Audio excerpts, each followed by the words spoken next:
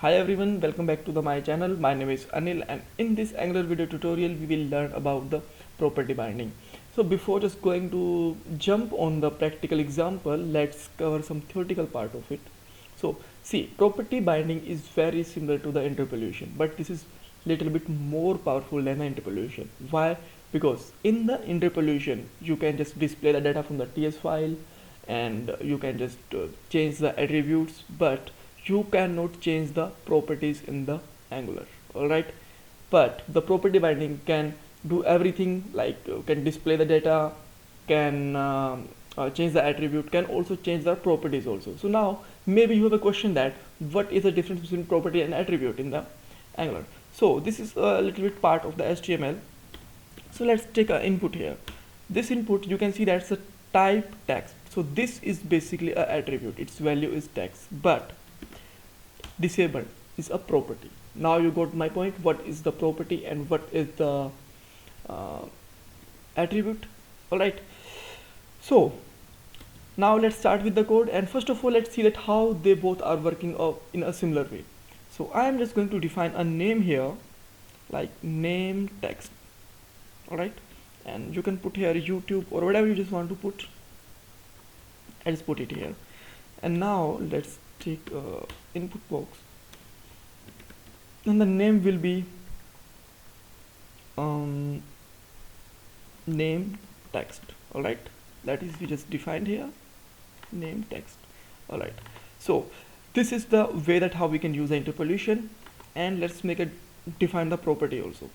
So if I just use the brackets inside the attribute name, then you can see that this is basically a property binding, and here you don't need to use the curly braces like this. So now let's see the name of the both of them. So here you can see that the both textbooks have the YouTube name, so they are pretty similar, right? But they cannot change the properties as I told you. Now let's see the example of it. So just here define a display disabled mode for the both of them. Now you can see that the both text boxes are disabled. Alright, so now let's take a property here, like disabled, and let's it can be true, right? By default disabled. Now right, so I can just define the name to in front of them like this, and I can just use the property binding like this. Alright, they both are still disabled, no issue. So now let's try to force it.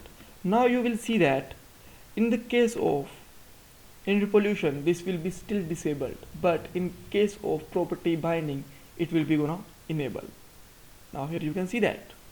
That's why here you can see that disable is false here, and disable are only handled by the property binding. This cannot be handled by the interpolation. So that's why I told you that this is a more powerful, and properties can only be changed with the property binding. That's why the name is also a property binding. Alright, so I got my point that there is some things that cannot be possible with the interpolation, they can only possible with the property binding. So this is the best example. You will use it in many ways when you just use the you will do in the project in the Angular. So like form, buttons, and etc. So thanks for watching this video. Don't forget to subscribe my channel and like this video. Bye bye, take care.